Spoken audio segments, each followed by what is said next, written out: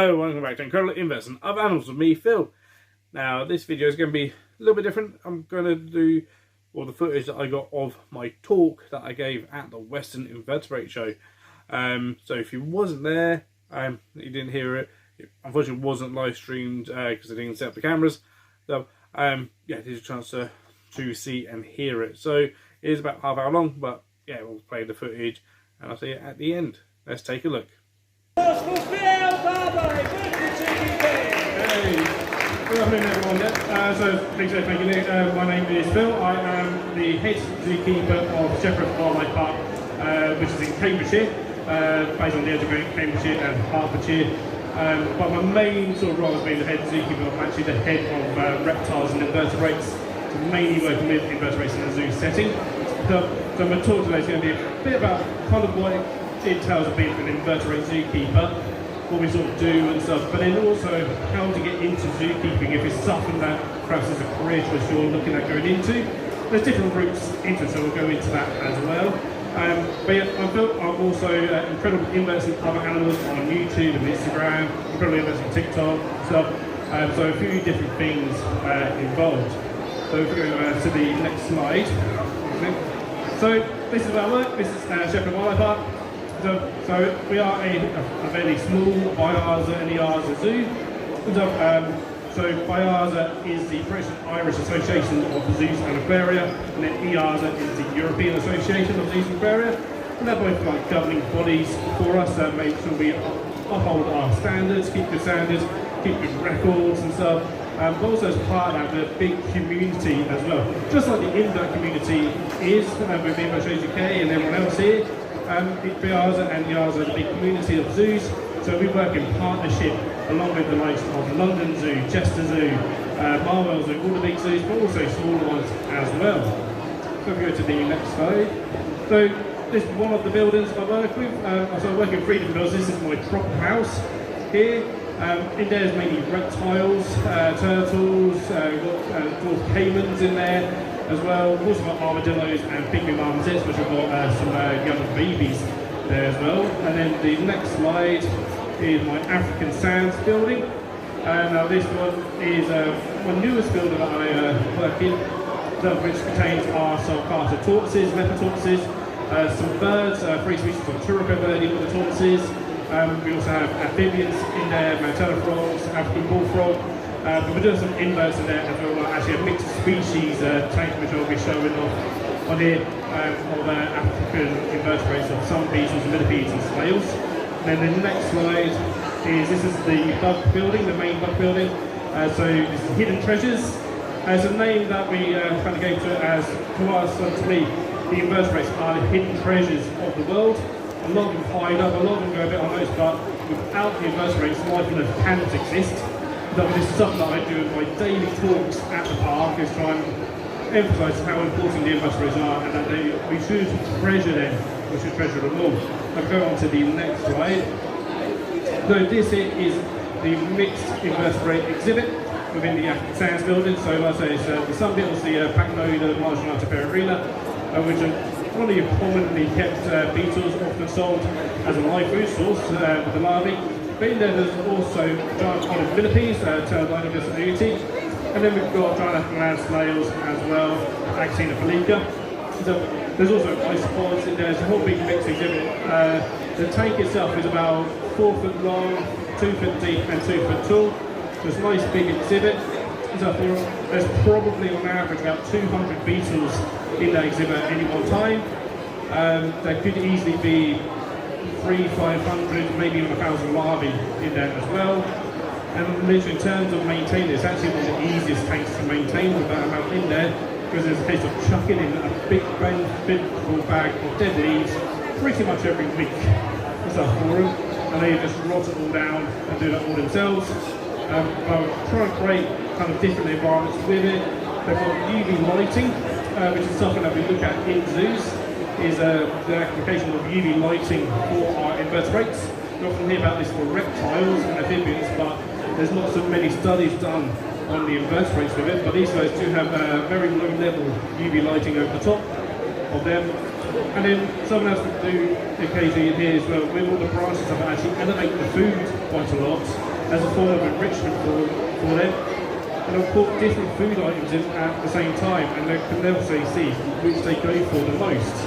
And sometimes, surprising with the sun beetles, we often think they'll go for the rotten fruits first, or, the overripe banana. I find with my lot, their favourite is corn on the cob. So they absolutely love sweet corn. And I'll put a whole corn on the cob in there, and that is gone within half an hour. They've eaten a lot. So they go through it very, very quickly. And the next slide. It's another closer up view of this. So you see some of the food on there, like the banana skin and that. That's probably, that banana's been in there maybe an hour. So they've cleared it up. So I'm literally feeding these guys every single day, sometimes even twice a day, with the amount of food they actually go through. But this keeps them nice and active and kind of displayable and viewable for the visitors. And this is something that we have to sort of think about, is how we display our invertebrates to the public. Unfortunately, most public has been shown on studies kind of view a zoo enclosure for an average of 3 seconds. So whenever you go to a zoo and look at an enclosure, the average time spent viewing any enclosure is 3 seconds. We've got 3 seconds basically to try and capture someone's attention and hopefully try and look for the animal and if it's not there in front of them within that 3 seconds, they move on and they don't bother looking for the animal often. So we try and create different things, try and get them engaged and try and spot the animals and try and create dwell time. So this is something I've been certainly experimenting with the invertebrates. Now the next slide. This is the main kind of bug area, the invertebrate area in Hidden Treasures. So we've got a wall of various invertebrates. So there's also reptiles in there, there's fish, piranhas in there, there's amphibians, too, with poison dart frogs. But on this wall we've got our tarantulas, we've got our scorpions, we've got cockroaches, we've got beetles and stick insects. And they're all fairly kind of commonly kept species. This is something that probably comes up sometimes in why do zoos, if you go to the zoo, why the very common species of there are a lot of things like the Madagascar hissing cockroaches, we've got dev-set cockroaches, we've got the Tineurose tarantula, we've got the Brazilian black tarantula, we've got the common sun beetles and stuff. And the thing is that these are the simple ones to sort of keep and rear up. They're the most forgiving with kind of mistakes. We have worked with a lot of volunteers, with students, and stuff. We get them doing maintenance on the enclosures as well. And also these are the ones that can kind of coexist in the same kind of airspace as other invertebrates. So when it comes to the endangered species, which I'll get on to a bit later, where the bigger zoos I'm working with, the really endangered ones, they're often kept in biosecure rooms that have no public access, and there are only one species potentially in that room. And this can be much more difficult to do when it's public display. And space is kind of real golden for this. We're only a small zoo, we don't have a lot of off-show sort of space and areas to be able to do kind of biosecure rooms. But places like Chester and London are able to do these sort of things, so they actually are able to keep a lot of the endangered species are often kept behind the scenes, away from public eyes, and unfortunately some of them just don't display very well. So we'll go on to the next slide. There's just another view of the main sort of walls. We've got a really large sort of stick insect enclosure. That's got our Bacchae spectre stick insects in, the Ipstatosoma tiarata, which the public absolutely love, because they're quite nice. Although to us as invert keepers, they're a fairly basic species. For a lot of public, they haven't come across these sort of stick insects. They get nice and chunky, they play really, really easily. We can do handling with them if we so choose as well. Go on to the next slide. This is our leaf-cutter ant colony. So most of these have leaf-cutter ants around. They make a fantastic display. They're always active, which is something that public really, really like. So just, although it's quite a basic sort of setup, and it's something that you can easily do at home as well. It's actually just wooden flips that we built. Inside those wooden flips are catnip trays that we use as to hold the water reservoir sort of thing for the boats, and then we've just got things on top just to add to platforms, some rope wired up. So it's actually, although it takes up quite a bit of space, it's something that anyone can really build. It's something that's nice and simple, but it's effective, it works really well. And the ants very active, they're constantly going around cutting the leaves, active in the fungus gardens. You can see the fungus gardens on display as well, so we actually display the gardens themselves to be able to see the ants working. So there is a sheet of big perspex in front of it just to stop people touching the ants. So But again, one of the most popular invertebrate exhibits that you're likely to actually come across in zoos are the ants working around. Make great for again talks and talk about how their sort of societies work. So, okay, next slide. So this is behind the scenes area of the hidden treasure. So there's literally behind all those tanks. So you see, when it comes to behind the scenes, it's less aesthetically pleasing. So a lot of it is how a lot of breeders keep our stuff. So it's really useful boxes, it's bright glass boxes, there's some glass tanks in there's some with UV, a lot without lighting, because again, we're just doing research into that a lot of the time. So, but these are breeding tubs for things like the pagnodas, the cockroaches, the cycadsecs and stuff. And it's all backed up breeding. So just in case anything does go wrong on display ones, we always have backups behind the scenes. We do utilise some of these species as live feeds at the park as well. So especially things like cockroaches, they breed quite heavily, quite good numbers. And same with the cycadsecs, we'll use them sometimes as a live food source for things like the meerkats and the genets and stuff. So we do kind of provide food for the rest of the zoo sometimes as well. Go on the next slide. This is another view of it. So you can see this is all behind the scenes there. So the black backed tanks are the display ones. So this is the back view of it. So I've got a small walkway down in between that and then the shelves for the breeding stuff on the side. Down at the very end there's actually a sink there for me to do all the washing up and everything, and then as your walkway goes down to the left in an L shape to do this is then the back of the reptile bibs. The building itself is a prefab metal building with 150mm insulation to keep it nice and warm. There's radiators in there as well. On any average sort of day is at least 25 degrees in there, pretty much solidly throughout the year.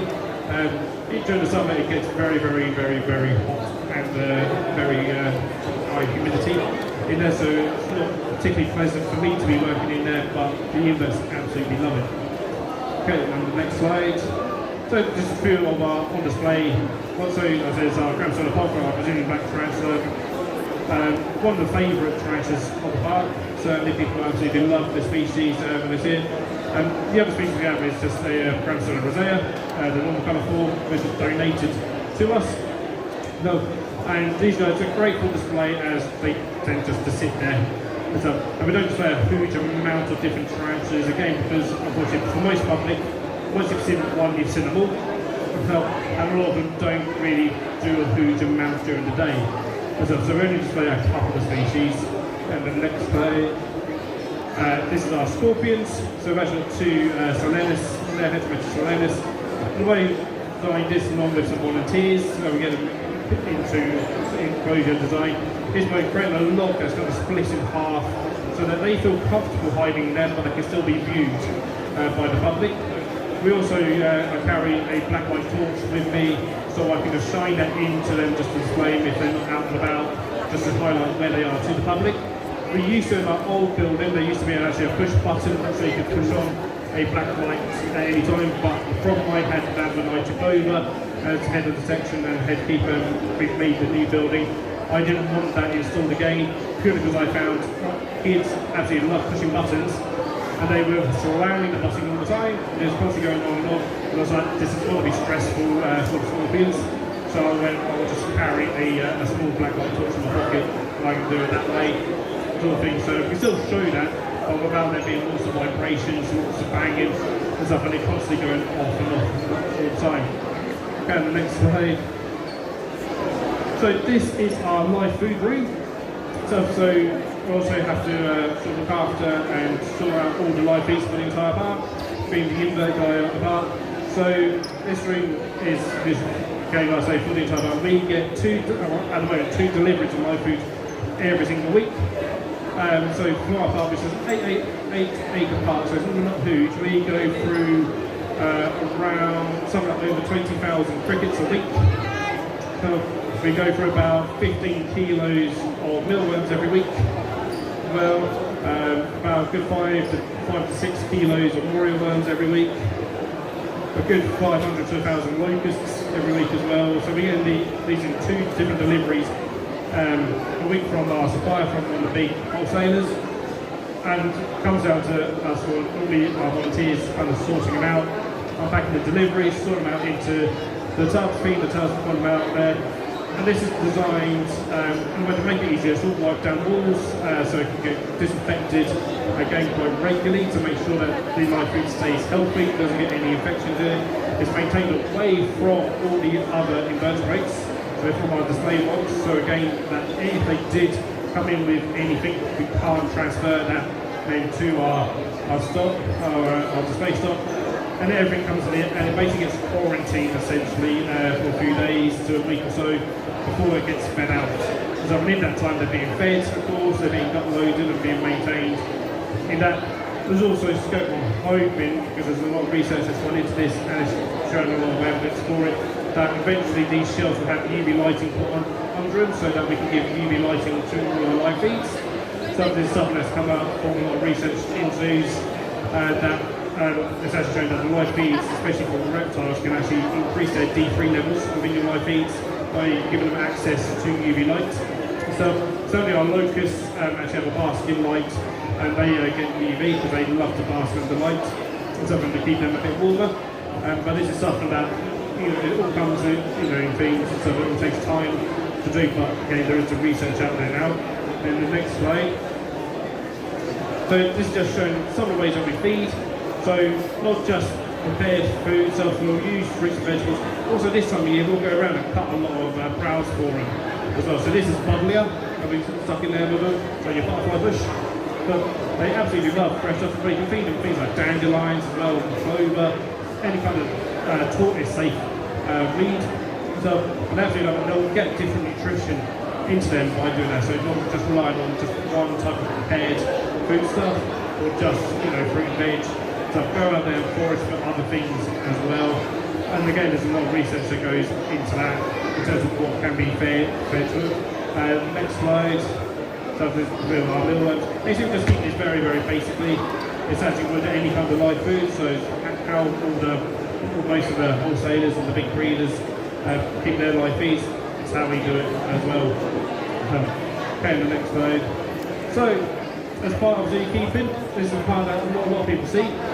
So you see us hopefully as we're maintaining enclosures, cleaning out, mucking out animals and stuff, cleaning windows, things like this. This is the terrestrial invertebrate working group, which I'm a part of. So this is all by ours collections. We go attend working group conferences. This is one of our annual conferences that we attended, and I attended a few years ago. We've got our one coming up this year in September, Dudley I think, and we go to a different zoo or a Bioza college. So for normally 3 days for all our zookeepers to get together and discuss invertebrate husbandry, breeding, conservation, any kind of field trips or anything that needs to be done out there, new projects, research that's going on, research that perhaps we need to start. So I mean, just in this photo, I'm in there, we've got people from Marwell Zoo, Chester Zoo, London Zoo, there's also sometimes people come over from Europe as well. So it's a great time for it. On the next slide we'll see kind of what goes on a little bit. So here I'm actually next to the guy in the red sort of checker shirt. He used to work at Chester Zoo. One with his back to us, he's up at Highland, one apart now, working with native invertebrate conservation. So then we've got another Phil leaning over, he's at the Deep up in Hull. And this is a workshop. I was talking about doing different workshops. This was an invertebrate ID workshop to see whether ID charts actually work. So we're IDing we're IDing various native beetles. And seeing whether simple charts and simple instructions kind of work into IDing the correct species. And we're also IDing hoverflies, isopods, and all sorts of things. This one here, this is me actually giving a talk to the terrestrial invertebrate working group, so we do presentations as well. This is on what was the brand new building, the Hidden Treasures building. So what was at that time the brand new invertebrate displays. I was followed by Chester Zoo with their brand new zoo forest displays and stuff, so it was quite big shoes to talk beforehand. So, and this is what happens, this is the conference side of zookeeping. And the conferences are great because you get a lot of knowledge in one area, like you do here. And we can chat things, chat a bit about who's reading what needs to read. We can chat stud books as well. So some species are on what's called a stud book, which is a breeding program. So things like Chrysopharia metallica, and stuff there is a stud book for that. So to breed those within zoos, as the ones within the hobby potentially may not be any good for conservation. But there's also stud books for things like the Zertas wall spider, the Holland Indens, with Bristol Zoo. Were the first people to ever bring it into captivity and breed it. And then there's something for them that they send some out to other bases. I want to be on part of that, but obviously I wasn't able to. Here's one of the programs that goes on. This is Parchless now, so this is from Marwell Zoo. Fantastic place. These little tanks, very simple self, a tiny little snail that is critically endangered in the wild. Some of these species are extinct in the wild, and sometimes some of these tanks that have maybe 20 snails in could be half of the most population, and that's all there is. So this is one of the biggest projects that goes on within Wales Zoos. Now, you see they're very simply kept. This is basically quarantine setups. They're essentially quarantine rooms, so biosecure rooms. Often, if you're keeping up works with any other snail, especially non-African snails, you're not allowed in the room whatsoever in case you spread any kind of diseases into it. So there have been some re-releases of some of the parts of the species back out to the wild, and there's actually a snail sanctuary in the wild for parts of now as well. This here is the Zertas wall spiders, so Holland Indens. So again, quarantine sort of facilities, they're not allowed in the same building as other arachnids. Not allowed in the same airspace. And you can see that here, this keeper here is where it goes. I think this is that long-legged thing. So basically very simple setups. All of these are not on display. These are purely to maintain, try and breed and preserve the species. So wearing gloves to make sure that we're not transferring anything to them, and there'll be a different pair of gloves for every single enclosure. So you go through a lot of gloves, so as well as things like washing hands and stuff. You can see there's labels in front as well to make sure that every single one is ID'd. Each one will have its own ID number. As well, so when it comes to the conservation side of things, it's very, there's a lot of processing going involved. So this is like sort of this stuff, it's not necessarily displayed. Sometimes there might be a window into sort of rings like this. But going into other kind of invertebrate displays, one before that was actually a painted zoo, and then fairly new invertebrate display. This one here is Marwell. Again, they're talking about, and in here, they've got butterflies from around. They've got, I think they've released about 2,000 millipedes into there. They've got beetles free ranging, so they've got free ranging invertebrates in there, which is something different. So if you go in there, you may see them, you may not. So this is a painted zoo. So they're a new way of sort of trying to do bigger enclosures, a lot of big species enclosures with it as well. And again, try and get people involved, try and get people interested, and actually looking for the invertebrates. Often we're the ones that get kind of overlooked because people can see the tigers and the lions and red pandas and stuff. So we try and, any kind of way to try and make people try and come in, so it's making them pretty. One simple thing that we actually sometimes do, especially this time of year, is go around and just cut various flowers or things and stick flowers in our enclosures just to brighten them up, and some of it can be enrichment for them as well. This here is London Zoo. If you haven't been, this is England the Spiders, so it's a spider walkthrough exhibit. So of all beavers and leopards. So you go in there and look in amongst the spiders. So this was actually one of their biggest successes with social media in general. They've done this as well as in the lemurs at the same sort of time. So a lemur walked through. In with the spiders got more press. There's more shares and that, mainly because people were a bit scared.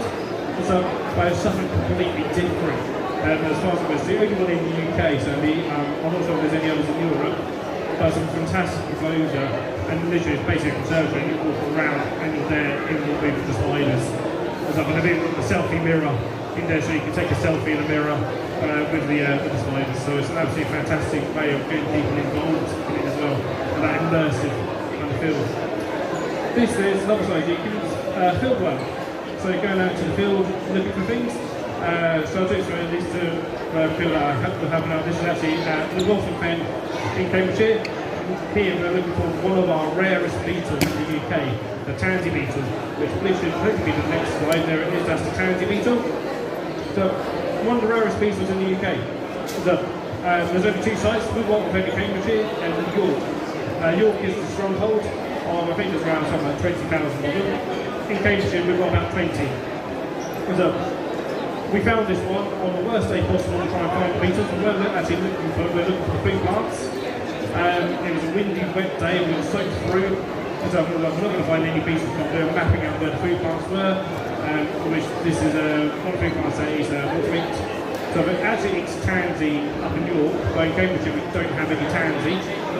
So the gypsy and watermeat. So we're mapping up those food plants.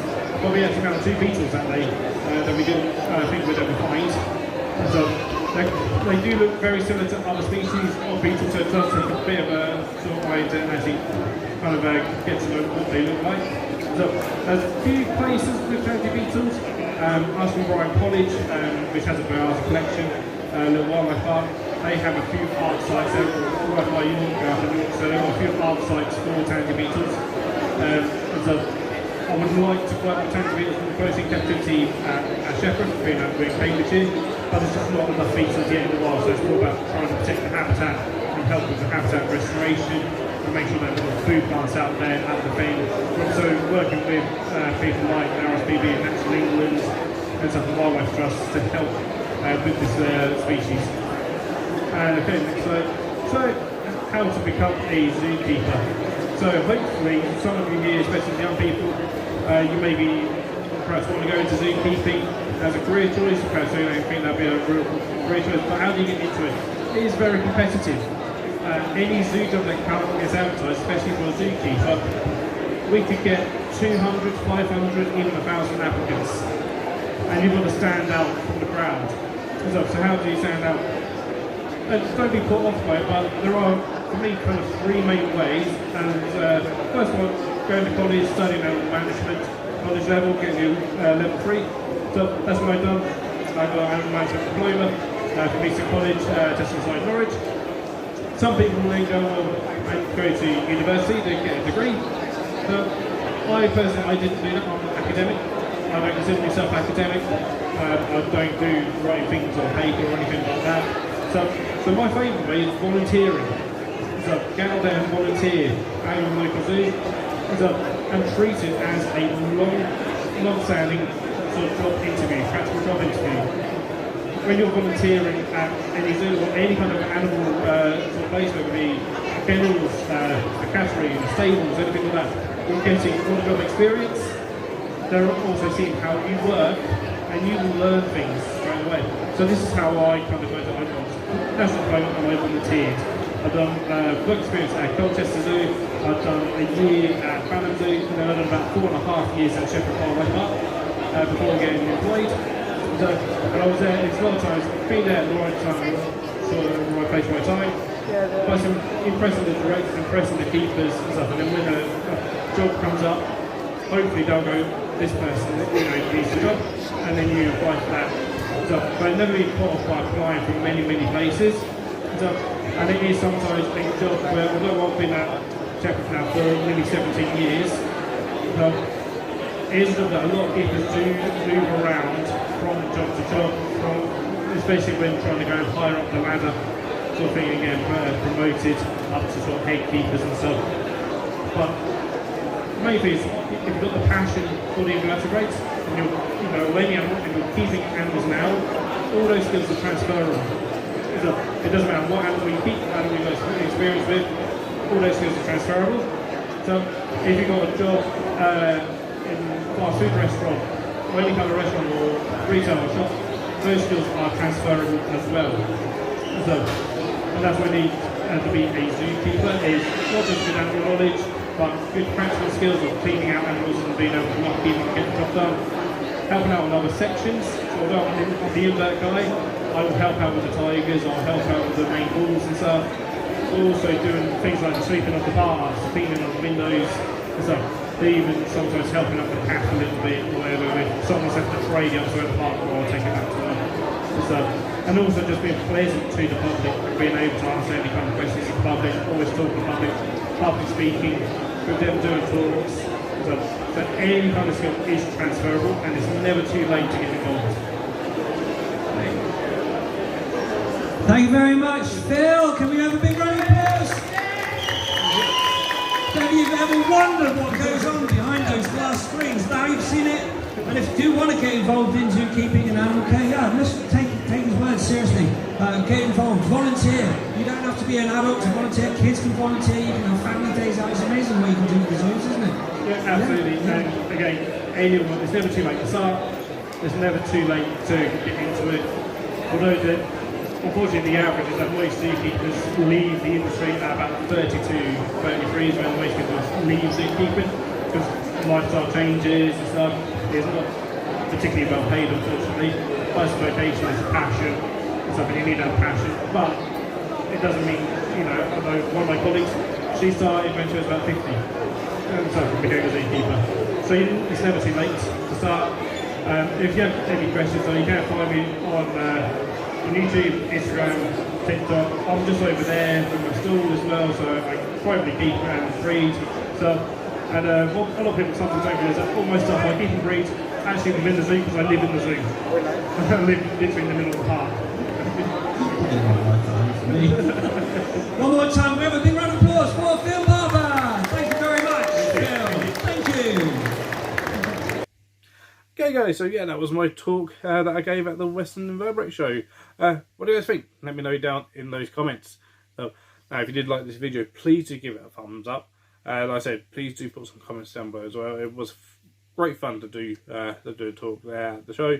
And I think it's great that the shows have these talks that go on as well. Absolutely fantastic. So now if you haven't yet, please do consider subscribing to the channel, hit that bell for notifications so you know next time I upload another video. You can also become a channel member if that interests you, or you can become a patron if that interests you. So if you go down in the description, you'll find a link to that, as well as links to things like my merch store, so you can get any merch. There's also an affiliate link to the Spider Shop, so you can do all your invert shopping, and I get a bit of commission at no extra cost to you guys through that. So there's also discount codes down there for the likes of MK Exotics and Adscapes, and links to things like my TikTok and my Instagram as well. Well guys, until next time, thank you for watching, take care, and keep rocking.